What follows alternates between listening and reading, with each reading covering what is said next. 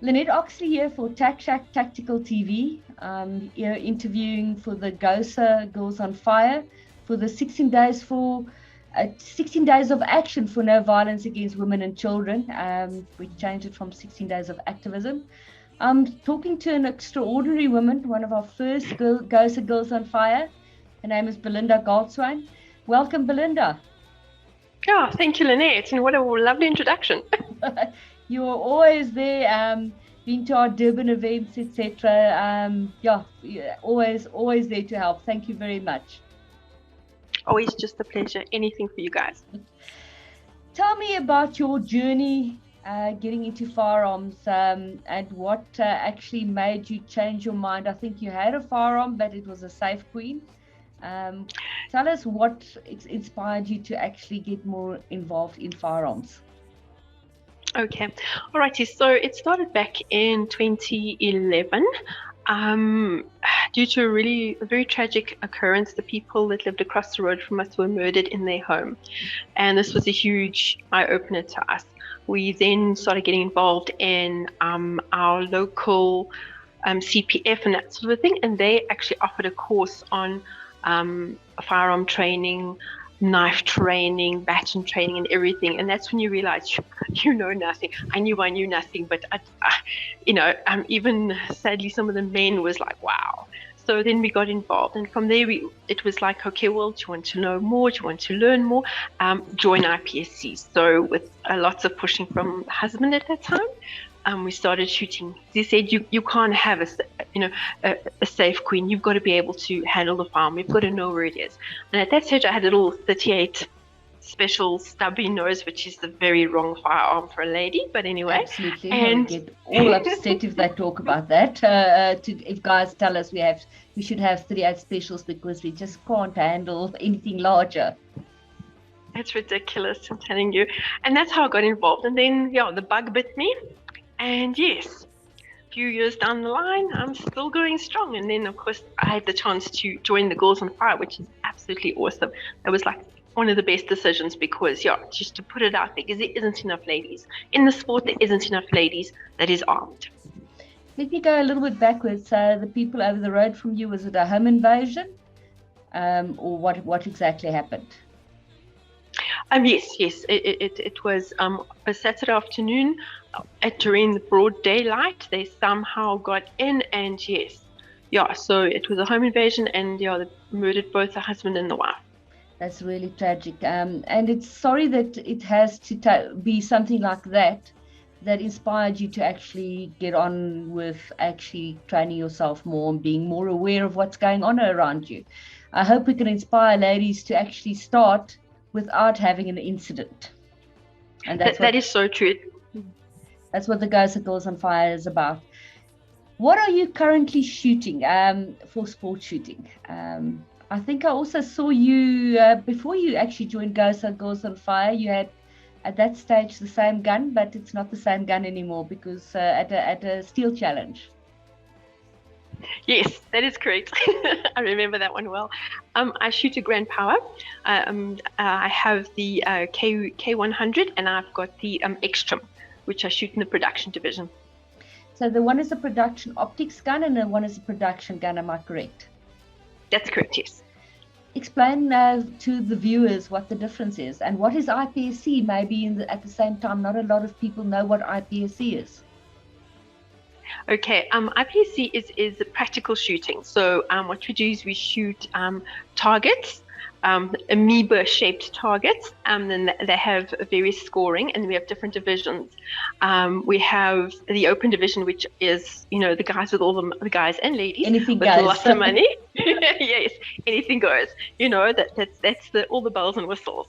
Then we've got the absolute classic division, which is dead standard 1911 frame, a single stack or a double stack.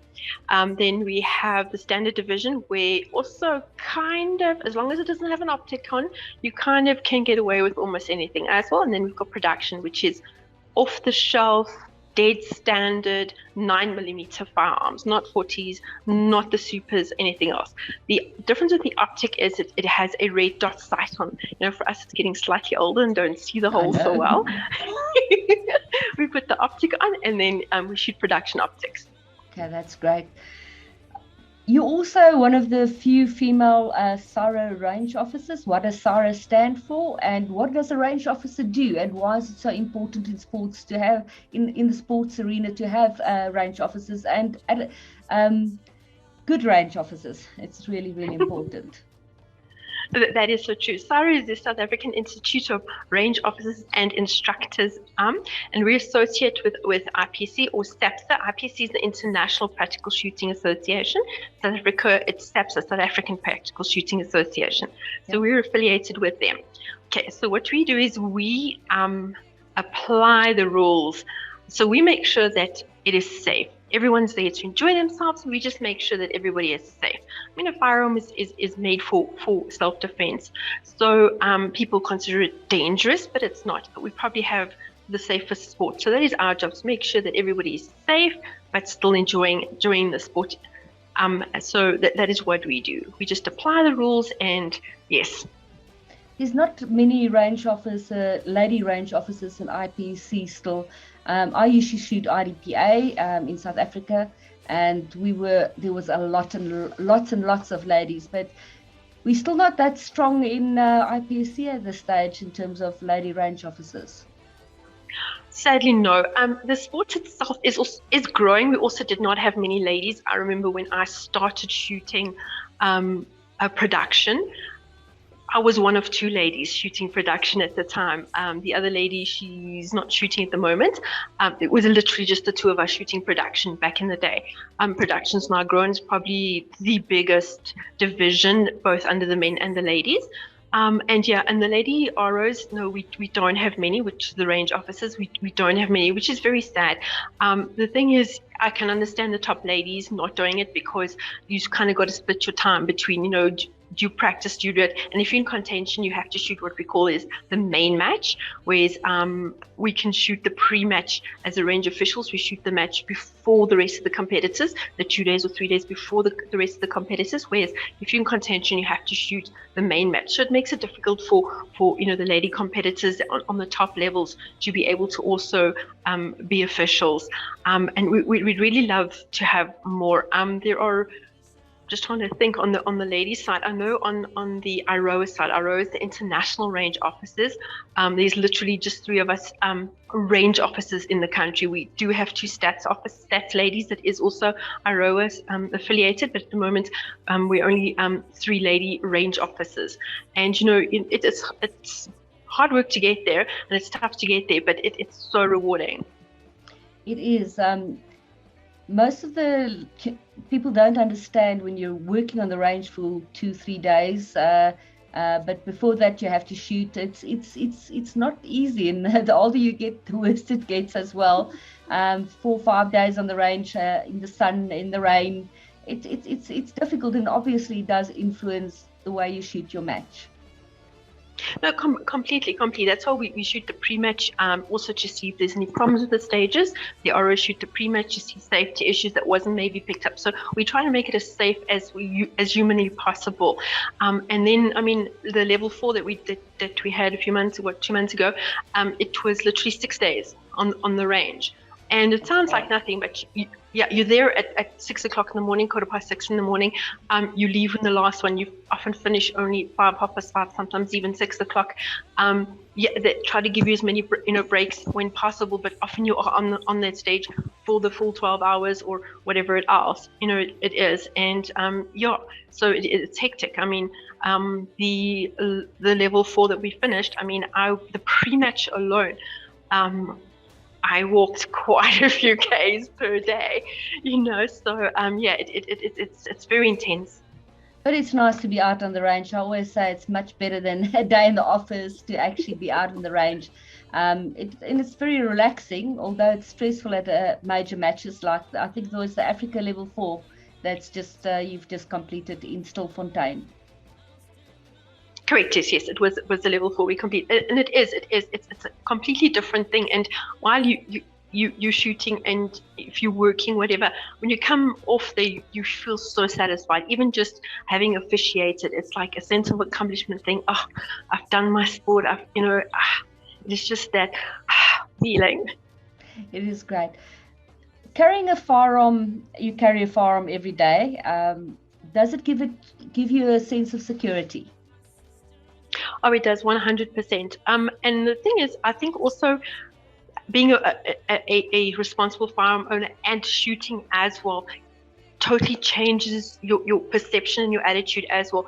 You are so comfortable with it that you're not going to just whip it out anywhere. You're not going to just like flash it to everybody. You have it on you. You know it's on you. You know you're able to defend yourself, and that if anything happens, you are ready, and you are make that decision that you are willing to defend yourself in heaven forbid the situation comes up. So totally, if I have to fly down for whatever reason, not able to take my firearm with, I'm very uncomfortable.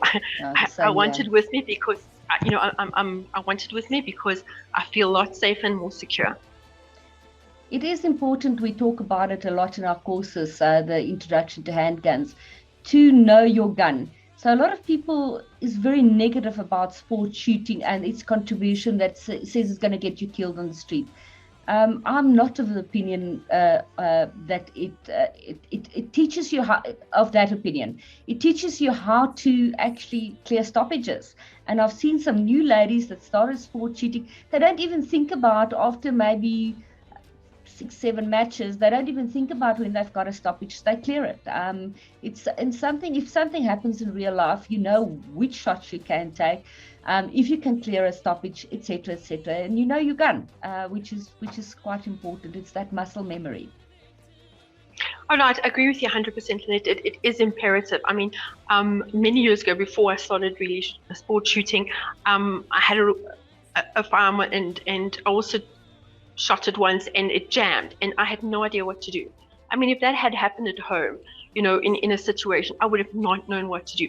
Now it is no problem. I know exactly what to do. And even as even in the thing of match official, when you see something happening on the range with somebody else, I already know, okay, you should do this, you should. Exactly. I mean, we're not allowed to interfere and help them unless they ask for it. But I mean, in my mind, I'm like, okay, you should do this, you should do this, you should do this. And that's really important, because in a stressful situation, in a situation where you are forced to use your firearm, the adrenaline's going, it's almost a panic situation. Like you mentioned, the muscle memory, you must be able to have that of, okay, there it is, it's done, my gun's here, it's loaded, it's cocked, it's ready, I can defend myself. And that's what, it's not help you go look for it and go look for a mag, go look for the ammunition, where is it? I don't know how to load a mag, a basic thing like loading a mag, that sort of thing. It's got to be done and ready. And exactly. Not that it, put it in and drop it out. You see, at a level 1 match, I can maybe explain to our viewers, you are able to actually help people. And I've actually seen people not sure about how to handle their firearms, and there's different levels of stoppages. You have a level that you can just basically rack the round out if you have a misfire, but then there's other ones if you've got a double feed, and not even men know that you can't take the magazine out. You have to lock the slide back, and then basically then the magazine will release, and then you can get the rounds out that's stuck in the inside. There's different types of stoppages, and a lot of men I found don't know about it, but as soon as they start shooting, at least they learn how to clear those stoppages, which is a pretty important skill to have. If you've got a message for ladies out there that want to carry a firearm for self-defense, and also that would like to become involved in sport shooting, what would that be? Ladies, do it. Don't wait for tomorrow, because tomorrow is just never going to come. If you want to do it, come and do it. I mean, I know so many ladies, yes, I'm going to come, yes, I'm going to come. They never pitch. And I mean, it took a tragic event in my life for me to make that decision.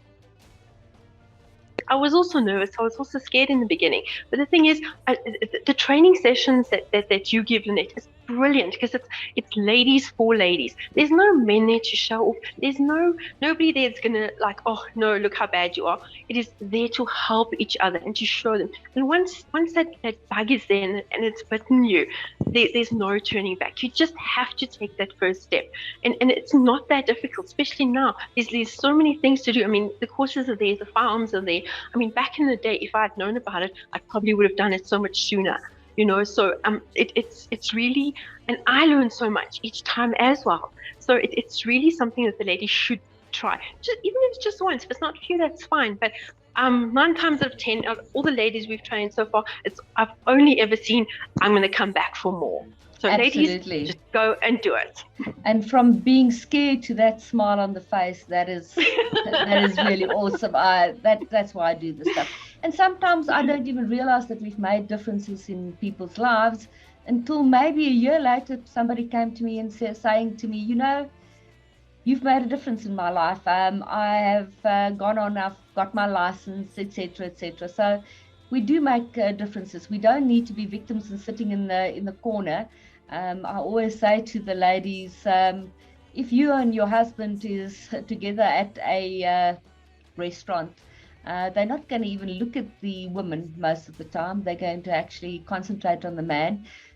So you are going to be your husband's first responder. So very, very important from that side.